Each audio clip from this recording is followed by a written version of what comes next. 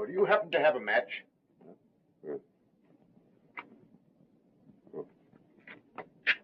Say, where do you come from? This building is closed. Thank you. We'll have you the correct time. It is just 9 o'clock. Oh, thanks very much. Still, I don't understand.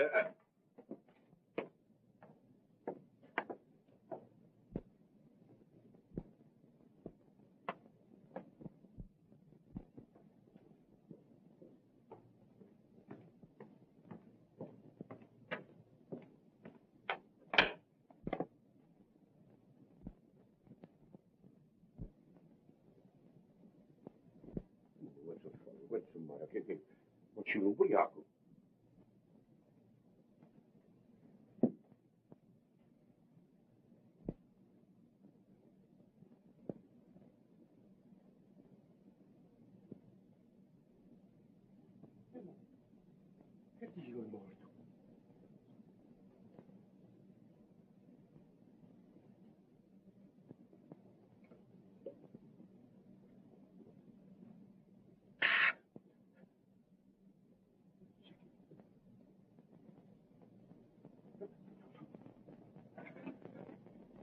Police!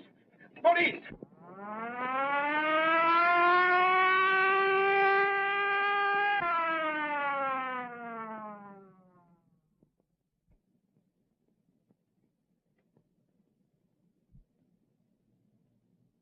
Death was caused by strangulation, Inspector. The murderer had powerful hands, and he knew what he was doing. How long has he been dead? I should say about an hour. What's your name? Luigi Bacigalupa. All right, Louis. What do you know about this? Me? I don't know nothing. I only know what I say over the phone. Well, let's have your story. Well, I knew something terrible was going to happen tonight. So you knew something, huh? Oh, Mike, what's happened? Why, there's been a... Oh, yeah. I see.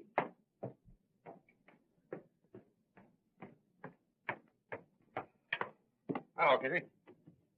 Come on, Casey, give. I got a date with Inspector Riley. Sure you have. Only Riley don't know it. You go on in and tell him. Then he will know. Come on, scram. Now, you know Riley always lets me in on a murder. How'd you know this was a murder? Easy. I made a quick checkup on the population of the city and found out we were one short. Yeah? Well, if you don't get out of here, we're going to be two short. Ah, you admit it. I'd be victim number 2, so who was number 1?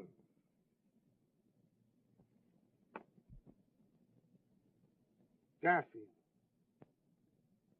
Garfield. Where did I read something about him today? Now listen here. I remember. The Garfield Investment Company was petitioned into bankruptcy this morning. Another stockbroker got in the way of all flesh. Another stockbroker? Say, Casey, run in and tell Riley I gotta see him. I got a clue. But Come on now, Casey, come on. I'm sorry, sir, but that Burton guy from the Chronicle is outside. You mean inside? Now listen. All right, Casey. All right, boy. What are you doing here, Burton? Well, you know I always tag along with you on all your unsolved murders. I just thought I'd come along to see that you didn't break the record. Is that so? Well, don't break anything on this story till I tell you to, or there'll be trouble. Ah, you know me. All right, Casey.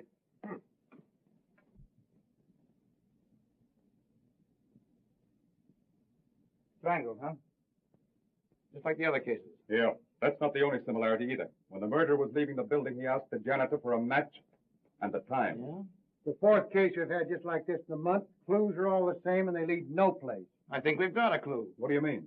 Has the fact taken residence in your cranium that Garfield is the stockbroker, and that the other 3 victims of the recent murder cases were also stockbrokers? Where does that get us? Why, gives a tip on the kind of man to look for. Instead of wasting your time on thugs, you can concentrate on the clients of Garfield and the other stockbrokers. Say, if we're going to suspect everybody in this country that saw them stockbrokers, we're going to be getting out indictments for half the population of the United States. Hogan's right, as usual. Your theorizing's okay, kid, but I'm with the inspector. We got to start with Bucci Galacci or Latchi. Oh, Louis. He got a swell peek at this guy as he left the building. I'm going to take him down to headquarters and let him drag an eye through the rogues gallery. The rest of the men from the homicide squad are here, sir. Send them in. All right, boys. Hi, gang. Doc, let me have a record of your autopsy as soon as you can. All right? Get me a complete photographic record of everything. Footprints, fingerprints, the whole works. Yes. If we fall down on this case, we're through, the bunch of it. And as for you, Mug, when you write this up, use only the barest details. I don't want them to know anything we found out. Say, Sherlock, I could write all you found out on a postage stamp and still have room on it to do a jigsaw puzzle. Is that so? You seen you?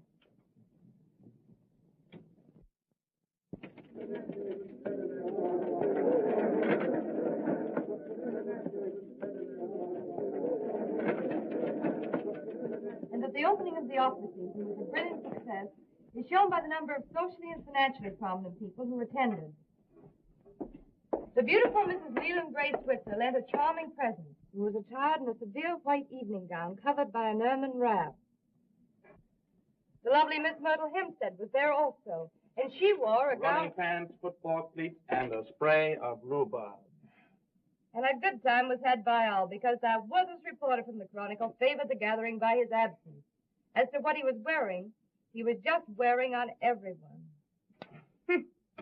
How many times have I asked you not to spoil my record? About as many times I've asked you to marry me. Only up and up, Jerry. How about it?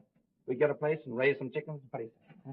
Oh, Jack, I have so much to do. Go away. There you are. Marry me and I'll do all your work for you.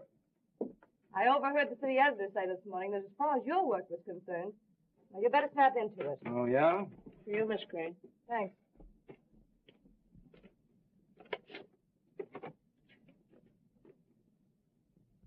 Love letter, huh?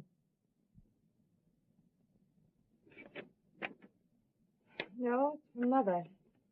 Same old thing. Doctors, bills. I just can't seem to get anywhere. You're carrying too much of a load, kid. Why don't you let me help you? No, Jack. I couldn't do that. But if we got married, I'd have the right The to. right to let me saddle you with all my burdens. Is that it? Say, nothing connected with you could be a burden. You know I'm crazy about you. You've got enough on your shoulders looking after yourself, Jack. What's the matter? Don't you think I'm going to get any place? Not unless you settle down to some sort of serious work. You know, you can write a story with more punch and drama than anybody else in the game. Yet all you do is waste your time on sensationalism. Murder, kidnapping, frame-up, scandal. Well, these guys like Winchell don't do so bad. You're no Winchell. Yes. Say, the only difference between me and Winchell is that he's been around more places than I have. But I'm catching up on him fast.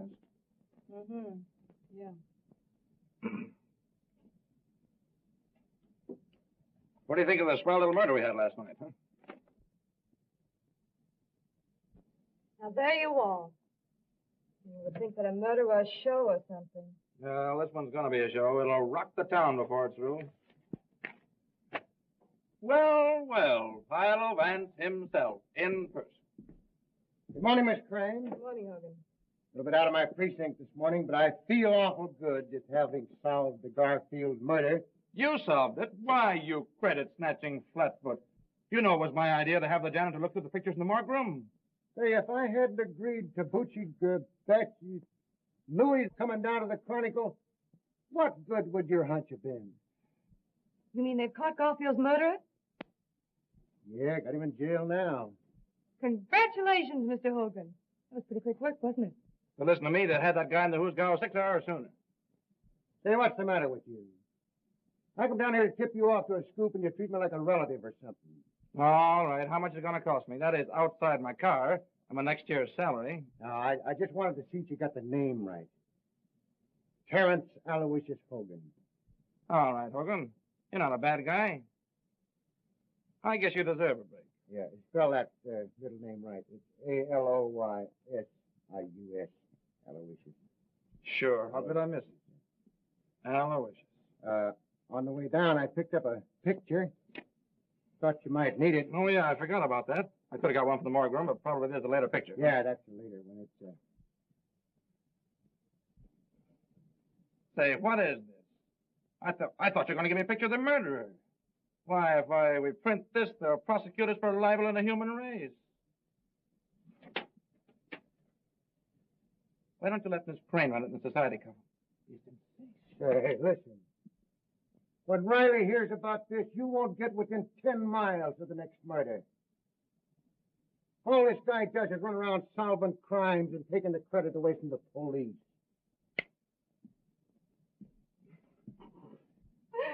Poor Hogan. He means well, but he just ain't bright. Say, kid, what do you know about this big shot Breen, anyway? You mean Jerome Breen? Yeah, that's the baby. He's been giving the socialites an awful play lately. More on your line than mine. Well, I haven't got time to look him up in the files just now. Let me see. He came to town about 2 years ago. Mm-hmm. Bought the Tucker estate. Mm. Everybody likes him. He's given thousands of dollars to charity and all that sort of thing. Boy, what a yarn for the front page this'll make. What's Breen been doing to get himself on the front page? Oh, he's the guy that killed Garfield and a few others, probably. Jack, that's ridiculous. Jerome Breen isn't the sort of man who would murder anyone. No? Well, Louis, the janitor, possibly identified him as the man who was found around the building the night Garfield was strangled. Have you seen Mr. Breen? What does he say? Sure, I was with the squad when they picked him up. Naturally denies it, they always do. Jack, I think it's terrible to arrest a prominent man like Mr. Breen on so little evidence. Yeah? Well, we're going to have a whole lot more evidence before we get through. Now I see it.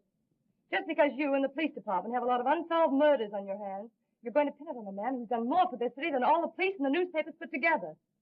Say, why are you so hot for this fellow Breen, anyway? Because I know all the good he's done. His donations to charity, orphanages, hospitals. Yeah, that's the new gag nowadays. Charity covers a multitude of murders. It says here the man the janitor identified spoke to him. Right? Right. Well, perhaps you're forgetting the fact that Jerome Breen is both deaf and dumb. No, I know all about that. I interviewed him once. I had a hunch that he could do something with those hands as I'd talk with him. Jack, can't you see how your work is warping your mind? Why, all you're becoming is a trafficker on ruined reputation. Yep, me and Simon McGree. You see? It all comes back to what I said in the first place. We're always arguing. We can never agree on anything. The only thing for us to do is to get married. With your cruel attitude towards people, I wouldn't marry you if you were the last man in the world. Baby, if I were the last man in the world, I'll say you wouldn't marry me. You'd be run over in the stampede. Why, you...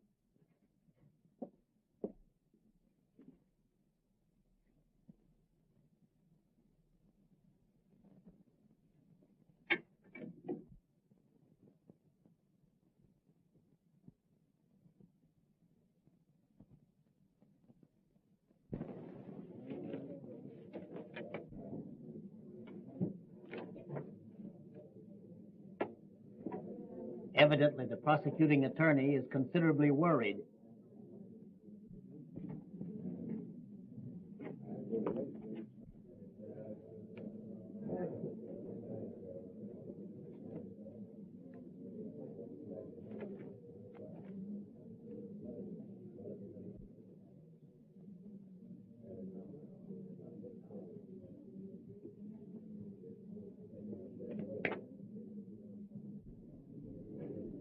Mr. Breen says that if the prosecuting attorney has any hopes of winning the case, he should be worried.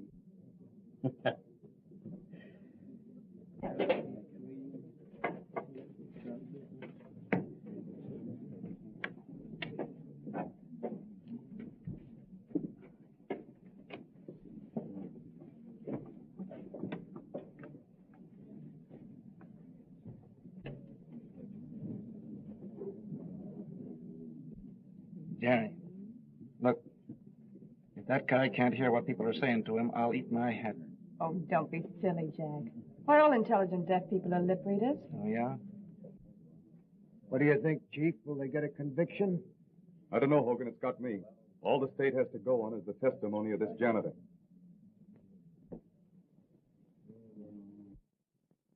And every woman in town believes he's innocent. I was talking to the president of the Ladies' Auxiliary, and even she said that this trial was nothing more than persecution. Well, I don't blame them. They've been reading those soft soap articles of yours about poor Mr. Breen. But what about your stories? Calling him the Sphinx and everything. Well, Hey, the Supreme Court of New York now in session. The Honorable George Warren, Judge, presiding. Be seated. Continue. And when I have found the body, I call for the police. If you were to see this man again, would you recognize him? Sure. I have seen him again. You have? Where? Right in this place. Order. Will you point him out to us, Luigi? Sure. That's him, down there.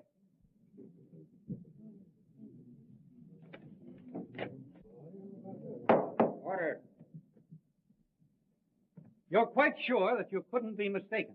Sure. I saw him with my own eyes, and I heard him with my own ears. That's all. Your witness.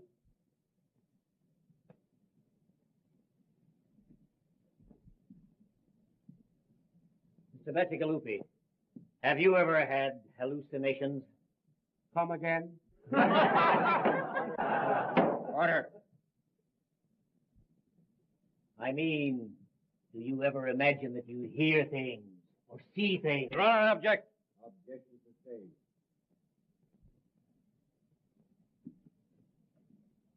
Mr. Bacigalupi, you are positive that you heard Mr. Breen speak to you? Yes, sir. Suppose I should prove that it would be impossible for Mr. Breen to speak. Was you there? Order. What would you say if I tell you that we're going to prove that Mr. Breen is deaf and dumb? I say you were a screwy. Order.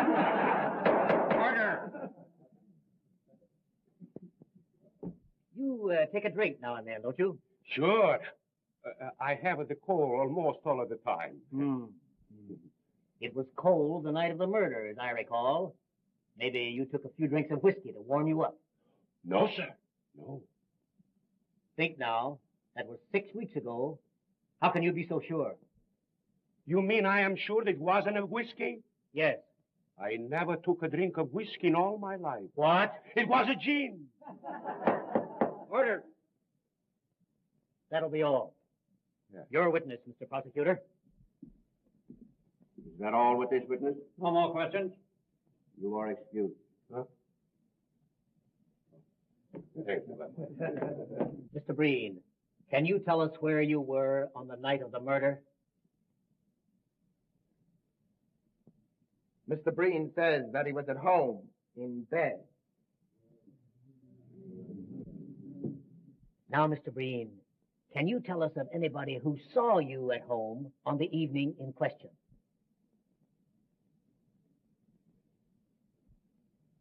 Mr. Breen says that I was at his house at the time.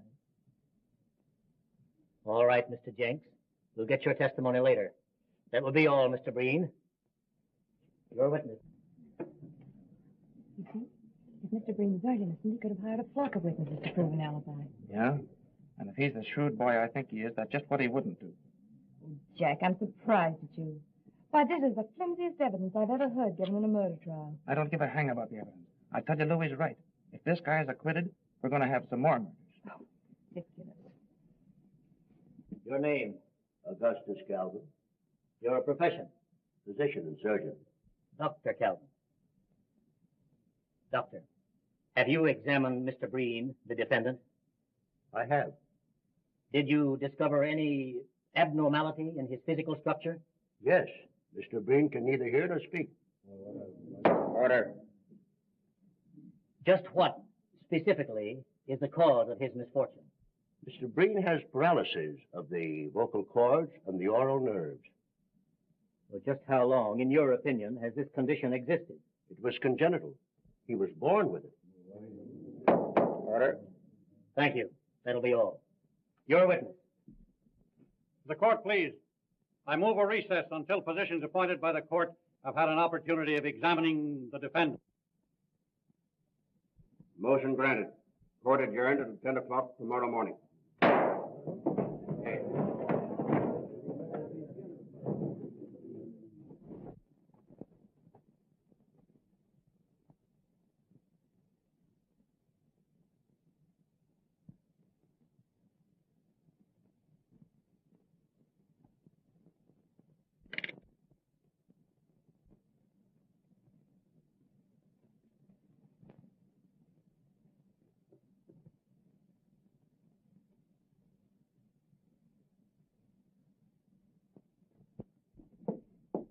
Hello, Jack. No. I'll bet you're enjoying that more than any story you ever wrote. Please, Jerry, go away and let me enjoy my piece, will you? Oh, forget it, Jack. Why, you just had wrong slant in the thing from the beginning. Wrong slant, huh?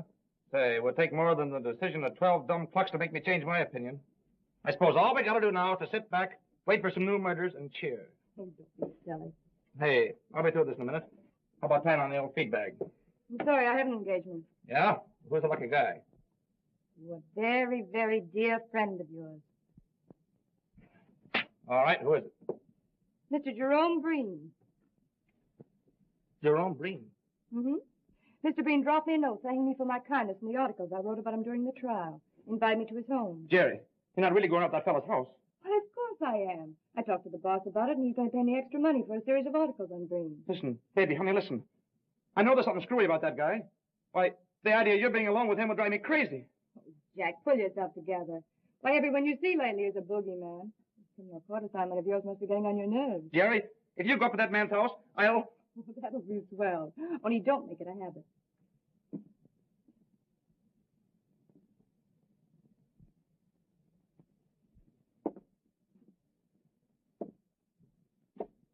You, Mr. Burton?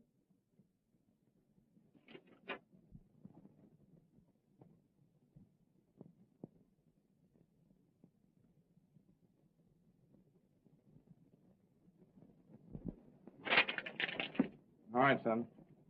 Say, Mr. Burton, there's a question I've been wanting to ask you for a long time. Go ahead, shoot. I know all the answers except the right one. Well, you see, I sort of been wanting to become a great reporter, and I'd like to know how to begin. Well, son, when you find out how to begin to be a great reporter, let me know.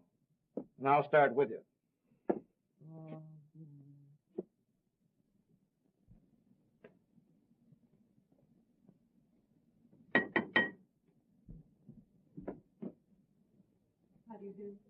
How do you do, Miss Crane? Won't you come in, please?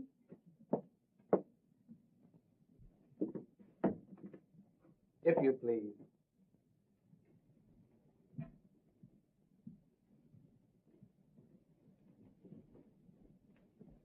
It was so good of you to invite me, Mr. Breen.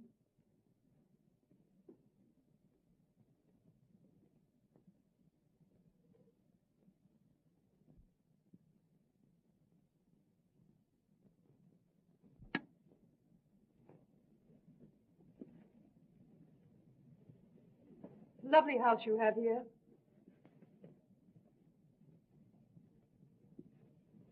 Mr. Breen says that the house is far lovelier for your presence. I certainly wish to congratulate you on your acquittal, Mr. Breen. The whole thing was preposterous.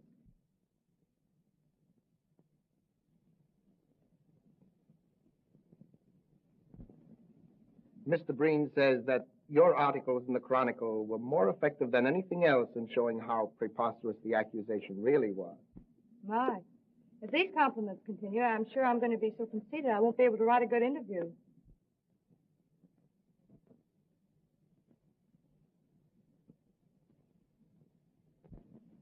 Well, why write one then? And Mr. Breen is afraid that an interview with him will have one boring necessity. I don't understand.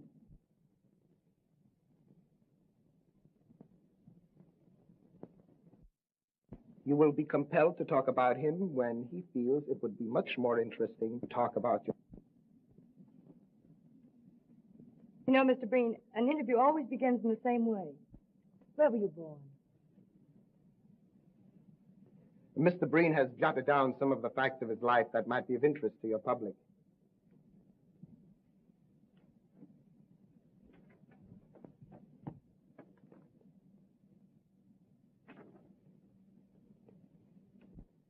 You may use the material in any way you see fit. Why, this is splendid. It'll be a very good beginning for the series of articles I have in mind. Mr. Breen says, and now you have no alternative except to talk about yourself. And now, Miss Crane, if you will pardon me, I shall make the tea. I do hope Mr. Breen isn't bored.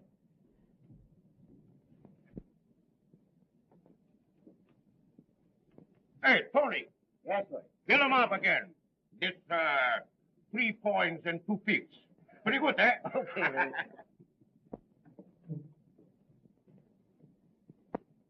There you are. Ah, thank you.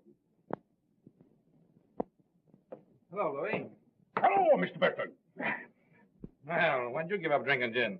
Me first drink the wine, then the prohibition she comes, and me and all the good American citizens drink the gin. Then the law, he says, we must drink the beer. So me, Luigi Bacigalupe, drink the beer. Have one on me, huh? No, thanks. I'm not drinking. Kind of worried. What are you worried about? I am worried too. What do you got to be worried about? I am worrying how I am going to get out of here. What do you mean? You see, it's like this.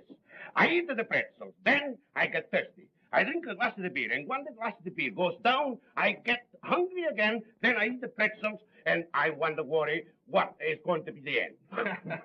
Yeah, that's tough, all right. Hey, listen, Louis. Yeah, Are you dead sure it was Breen you were talking to the night of the Garfield murder?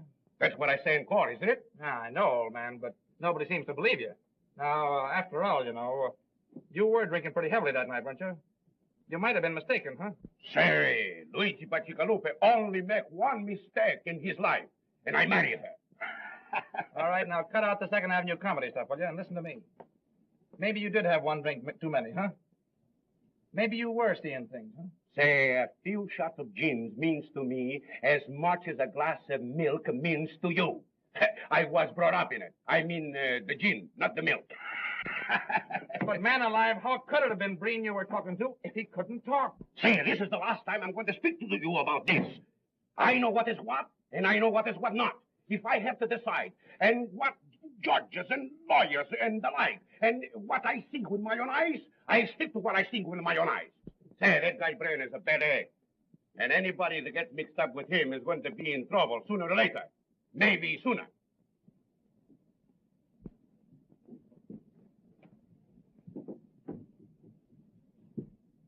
I don't believe Mr. Breen was expecting you, Mr. Werner.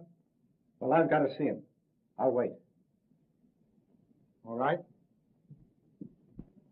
But you must meet Mother sometime, Mr. Breen. I know you'd like her.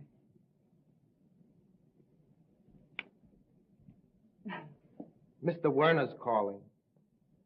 Oh, I had no idea it was so late. I simply must be going.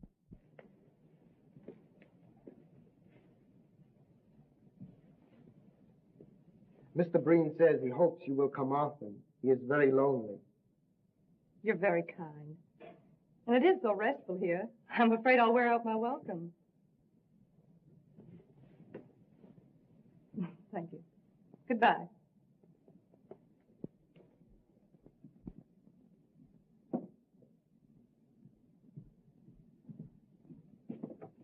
Good afternoon, Miss Crane. Goodbye.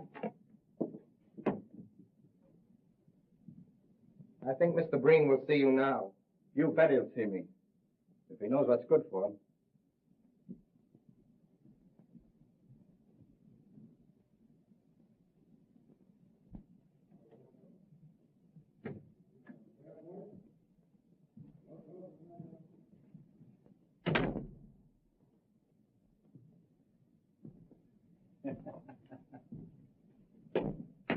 Oh, boys. Hello, Hogan. Riley in? Yeah, he's in. You better stay out. What's the matter? Hydrophobia. Ah, well, he's always glad to see me. Hey, listen, you. Did you hear what I said? I said no.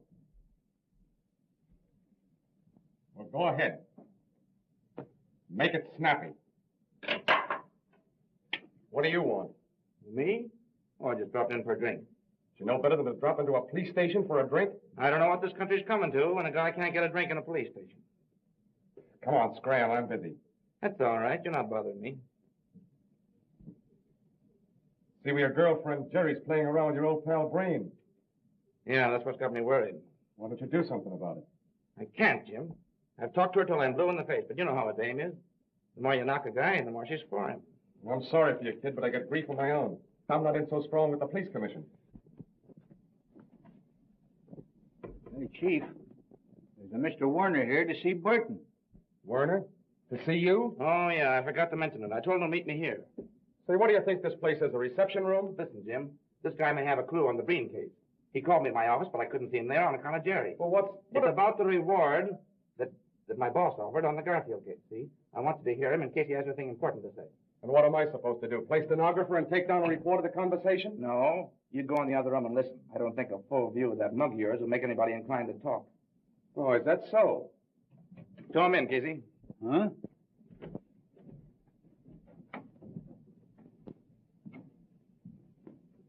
Hello, Mr. Warner. All right. Have a seat.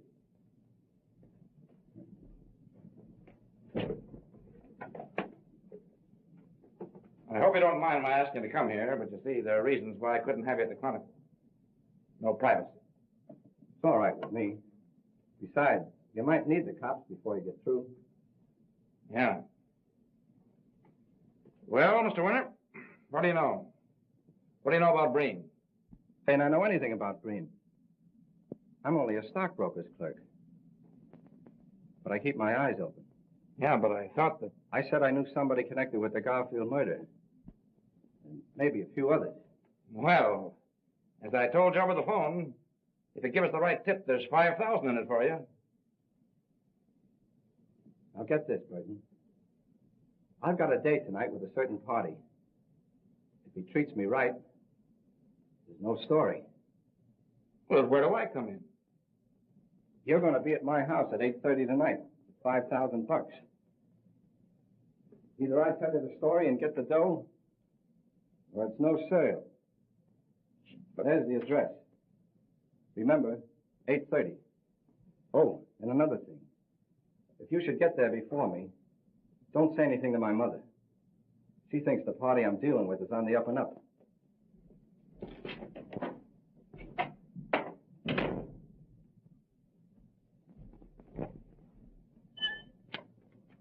Well, we'll be there tonight at 8:30.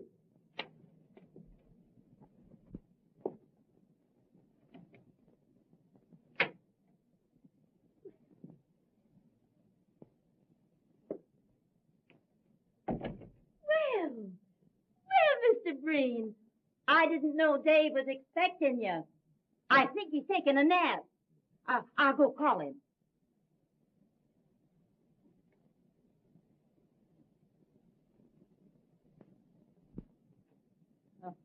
Yes, upstairs.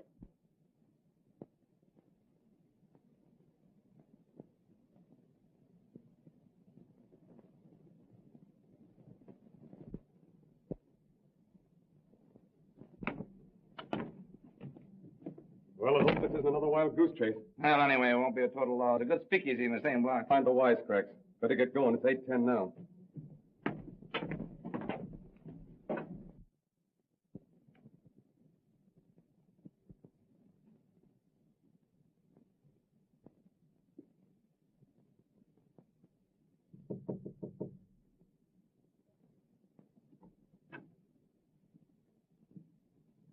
Mrs. Wenner, do you happen to have the correct time?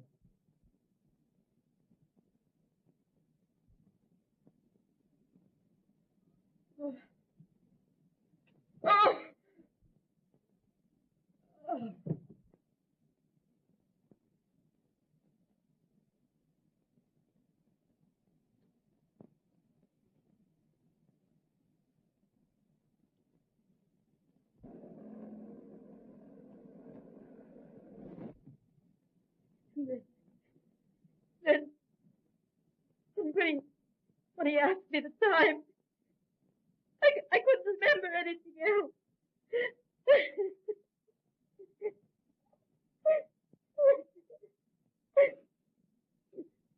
Oh, let me go up to him. No, you mustn't do that, Miss Werner. Please.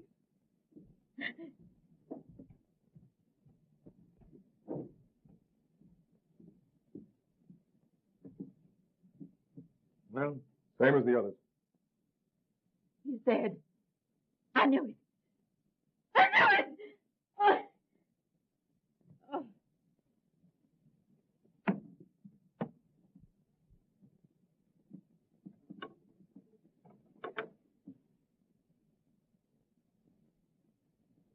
What are we going to do?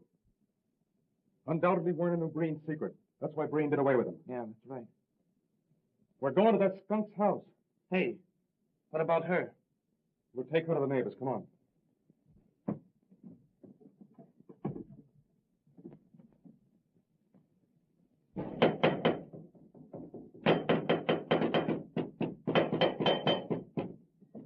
Breen. Why, he... Come on, Riley.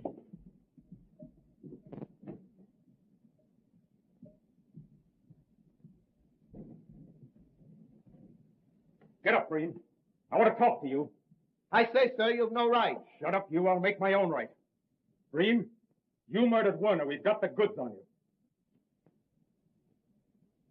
Mr. Breen says you'll talk to him civilly or you'll leave his house. I'll talk to him civilly with a poke in the snoot. Breen, a man named Werner was murdered tonight. His mother will testify that you did it.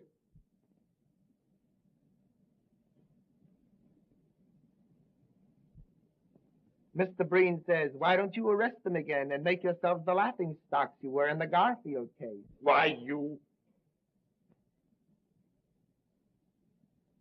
If you're innocent, how do you explain the people who will identify you as the man on the scene of the crime?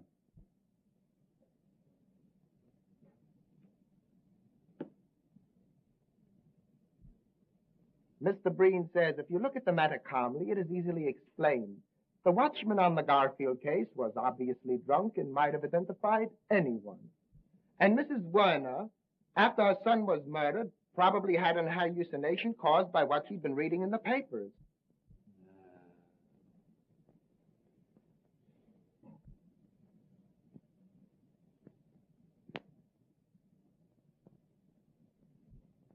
Mr. Breen is very sorry to hear of young Werner's death. He liked the boy immensely, and he will do all he can in order to help to bring the murderer to justice. Thanks. Breen, where were you tonight at 8:30? Mr. Breen has had a very bad cold. He lay down at 6 o'clock and slept until you gentlemen wakened him. Uh-huh.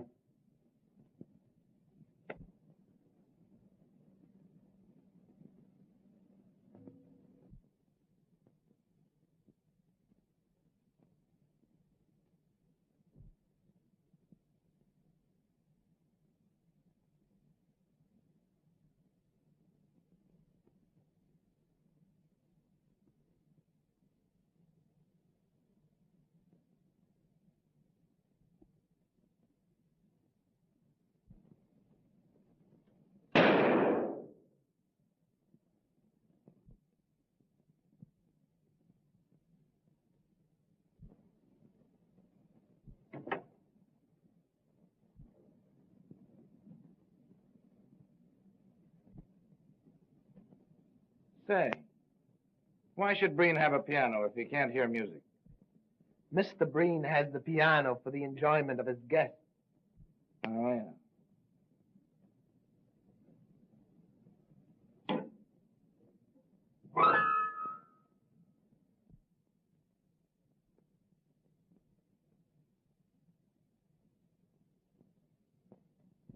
Come on, Jack. There's nothing else for us to do here. Good night, Mr. Breen. I'm sorry we disturbed you.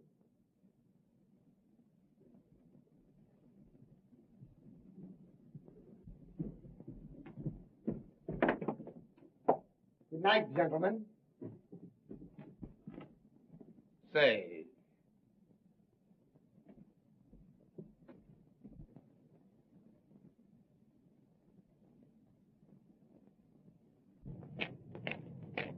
what do you make of it, Jim? I'd like to know how he could hear that piano when I couldn't get a tumble out of him firing off a gun. What makes you think he could hear me at the piano? I was watching him. He heard you all right. Where does that get us? It gives me an idea. I'm going to sleep on it, and if I feel the same way in the morning, I'm putting the squad over here for a showdown. Yeah, but Chief. See me at my office at 9 o'clock in the morning. Well, listen, can't you give me a tip of some kind? Don't want to discuss it. That's all I've got to say. Well, listen, you know, I've been...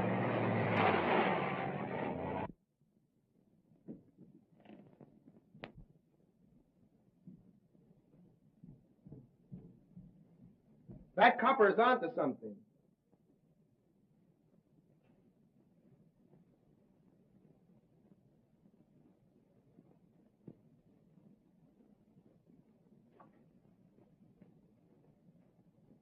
I also found out that reporter guy is sweet on the crane dame. If you don't look out, you're going to spoil a swell racket just on account of a skirt.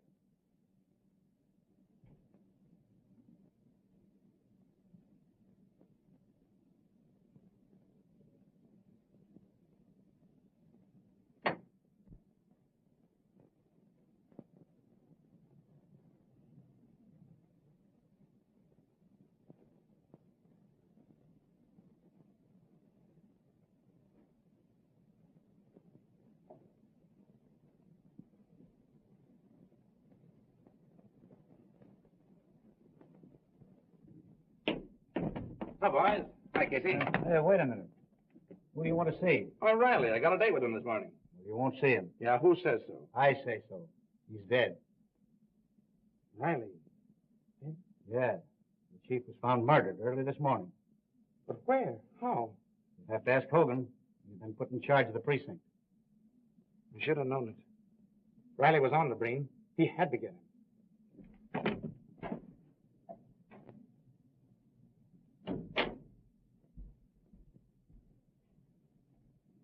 Hogan, how did it happen?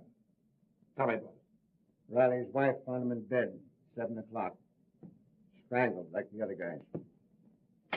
How could the murderer get to him? Easy.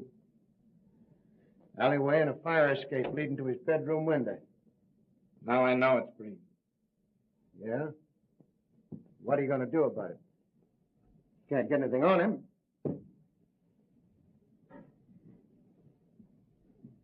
What a swell break I get. For 15 years, I've laid for this inspectorship, and now they hand it to me with 5 unsolved murders staring me in the face.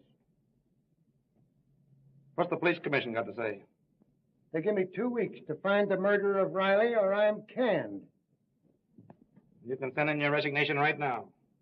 You get anything on Breen, he'll take care of you just as quick as he took care of Riley. Yeah. I wonder why he went after Riley. Riley found out some kind of clue at Breen's house last night. He's going to tell me about it this morning. Breen got wise to him, pumped him off. What was you and Riley doing at Breen's house last night? We went up there on the Werner murder. Couldn't get to first base. And what's the lowdown on that Warner case? I was somewhere else. He got Werner for the same reason. Werner got wise to his secret. I tell you, that guy Breen's a maniac. He'll kill anybody who finds out about him. I wonder who else might stumble on to that guy's secret. We might just as well tip him off to stay away.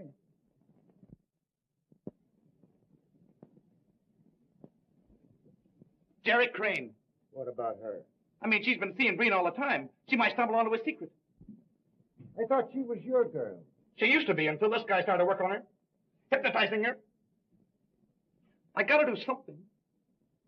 Say, wait a minute. Let me talk to her. I got away with these things. Yeah, all right.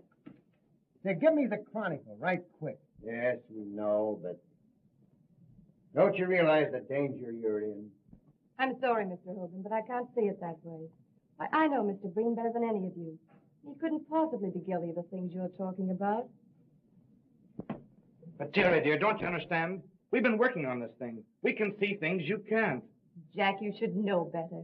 When people go snooping around with wild ideas in their minds, the first thing you know, they begin to believe them. As a matter of fact, you're asking me to believe the rottenest things about one of the finest men I've ever met. We're not asking you to believe a thing. All we want you to do is to stop associating with Breen. What do you mean, associating with Breen? Well, everybody's been talking about it. It's even been in the newspapers. All these visits you've been making to his house. Which only means that the gossipers and columnists in the other papers are following in the footsteps of Mr. Burton of the Chronicle. You're very foolish. Risking your life for a woman's whim. Why, this is no whim, and Jack knows it very well. I'm writing a series of articles on Mr. Breen. I'm being well paid, and I need the money badly. All right, then. Chuck your articles. I'll give you what you need. We've been through all that, Jack. How many more articles have you got to write? You've written a dozen now for a guy who doesn't even write a short obituary. Well, that's really my business. Supposing I make it my business. Now, see here, Mr. Burton. I like Mr. Breen, and I'm going to see him whenever I want to. But, Jerry, listen, honey, don't go now. Have dinner with me and talk it over. As a matter of fact, I'm having dinner with Mr. Breen. What? Don't you realize that bird has bumped off 2 men in the last 24 hours? Don't that mean anything to you? What? Yes.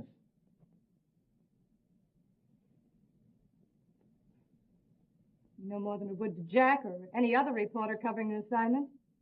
Even if it were true. But, Jerry. Well, I'll tell you what I'll do. If it'll make you feel any better, I'll ask Mr. Breen not to murder me. But, Jerry, listen, supposing you should stumble onto his secret. I won't, my dear. I'll pick my steps.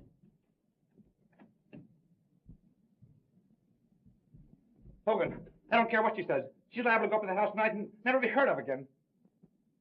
Send Casey in here. We've got to do something. Calm down now and let me handle this, will you? You want me, Chief? Yeah, I want you and Sullivan to watch that Breen house. Jerry Crane's going over there tonight. If anything suspicious happens, telephone me here. Oh, thanks, Hogan. You're a pal. I'll go along with the boys and help them cover the house. Yeah, and I'm going to get into a jam over this. Against the commissioner's order to have anybody watching us is suspected of a felony. Felony? Say, what do you think this is, a picnic? I don't like dames. I never did like dames. I'm going to get canned for protecting one when I ought to be giving her a good swift kick in the slacks. You're right, Chief.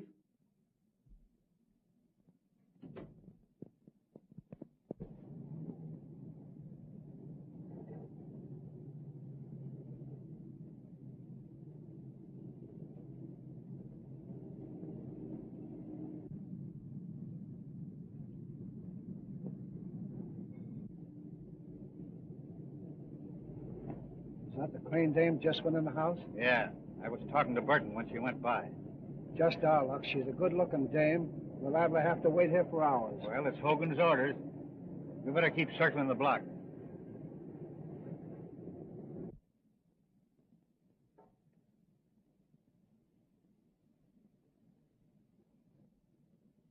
But I'm finishing the articles, Mr. Breen. I really don't think I should impose on you anymore.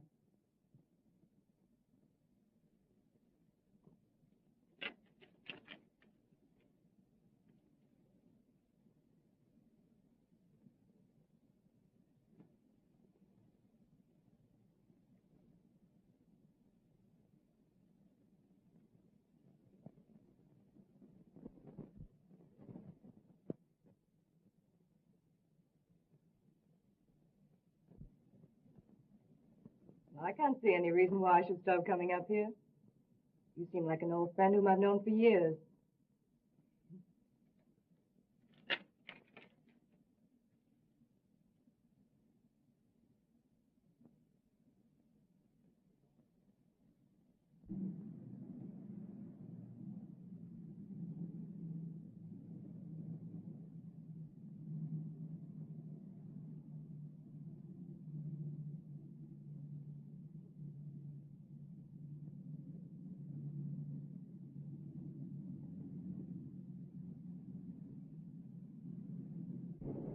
Got a cigarette, Casey? Sure.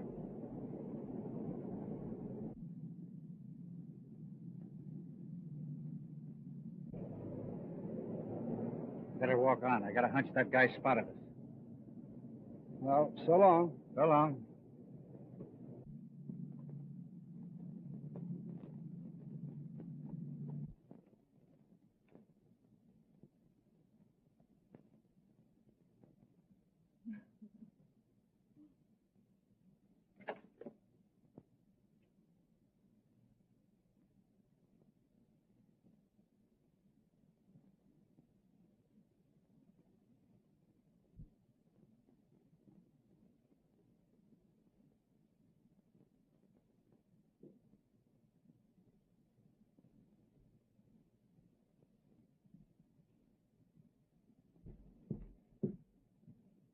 I told you about that dame.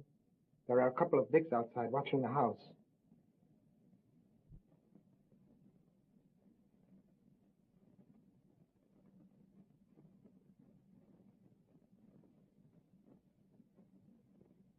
I told you.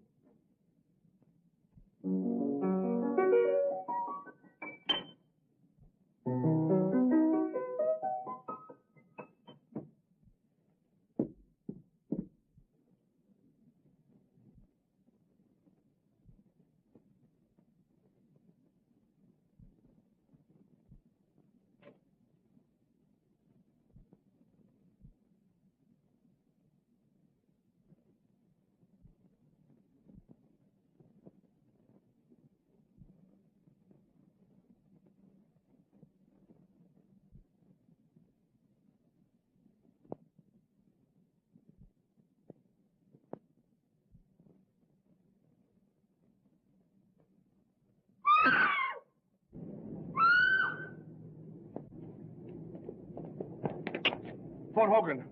Come on, Casey. Quick.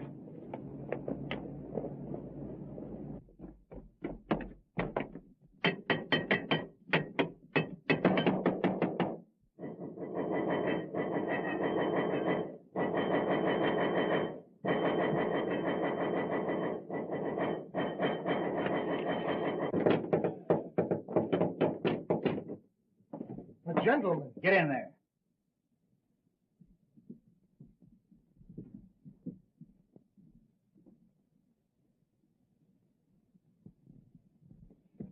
Where's Jerry Crane? Now listen here, You shut up. What have you done with it? Casey, I'm going to search the house. Keep these two birds covered. Right.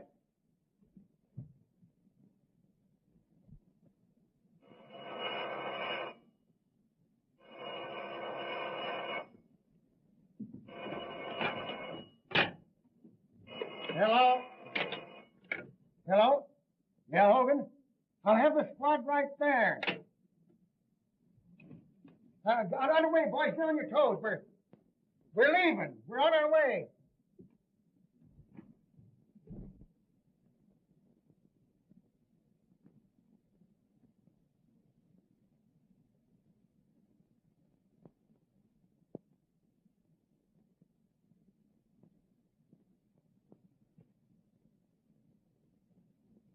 Hey, do you think I'm going to believe any of that junk you've been writing? Now, look here, I'm going to get the truth out of you if I have to choke it out of you. Any luck? Not a sign of her anyplace. The joint's empty. What's he say? Oh, that guy can lie fast as he can write. He says Miss come here at all tonight. Didn't you tell him we saw her come in? Yes, he says that's the maid, and she went out the back door. Say, if you know what's good for you, you'll come across. The minute I find out anything's happened to that girl, you'll be on the business end of a bullet.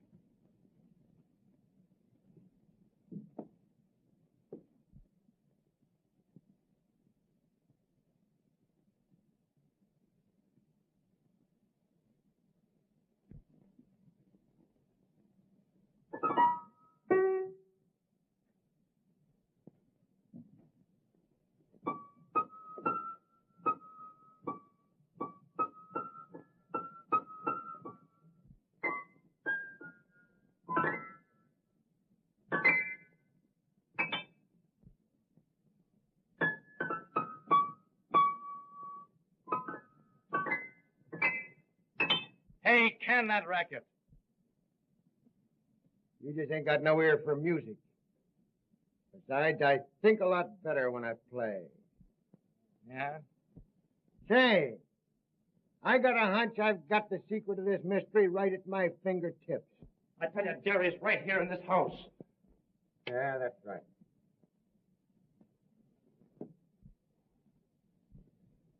Say, didn't Riley say something about getting a clue around here? Yeah, he said something about Breen being able to hear the piano. Yeah.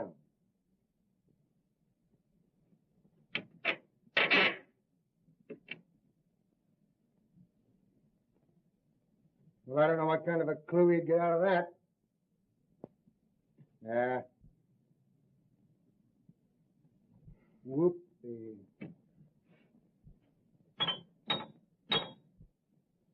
Look!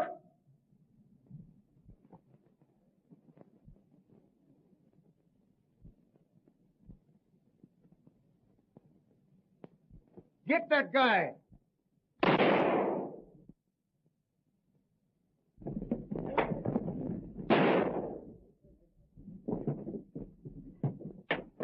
Jerry, Take it easy. you all right? I'm just a bit shaky.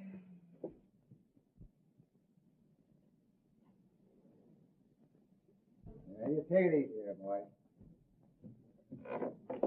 Oh, I told you not to trust this fellow, didn't I? Thought you said she wasn't here. The other guy's dead, Chief. Yeah? Watch him.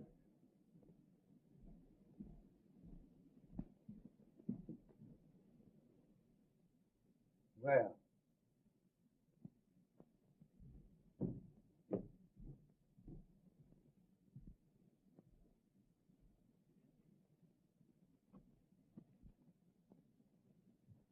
They're just like as two peas in a pod.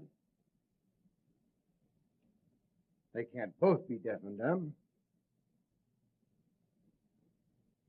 I wonder which one of them we plugged.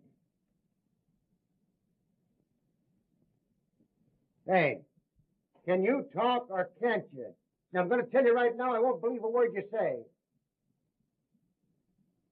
All right, gentlemen. I'm ready to talk.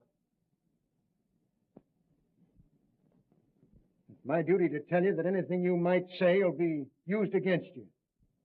Nothing will ever be used against me. No? Well, begin, and don't talk so much. Well, we're waiting. The mystery of the Sphinx, as you gentlemen of the press have done me the honor of calling me, should now be really quite obvious. Whenever I found it necessary to remove an obstacle, it was quite simple to establish a perfect alibi. My twin brother temporarily assumed my identity, and he being a real deaf-mute, well, of course, would naturally discredit any witnesses who might testify that he had spoken to them. How successfully my little scheme worked could be attested to by the police departments of other cities beside your own. My only oversight was my inability to foresee an inspector with a talent for the piano.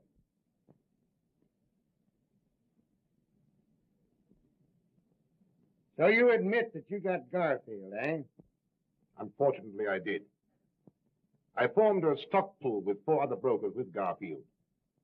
They didn't like the way I did business and threatened to go to the district attorney. Well, I had to protect myself. Why, of course. And Werner and Riley, what about them? Werner was a skunk. He tried to double-cross me. Riley got suspicious about the piano. And Jenks, was he in on this? Where is that guy? Jenks is miles away by now. Suppose you ask him. You won't talk, eh? Well, suppose we get going before you get a chance to get miles away. Snap 'em on him.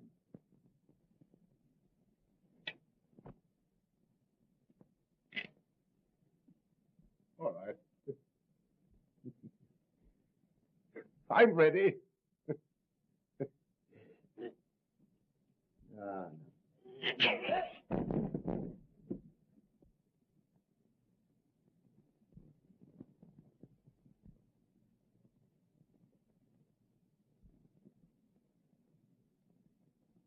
He's dead. Must have been heart failure.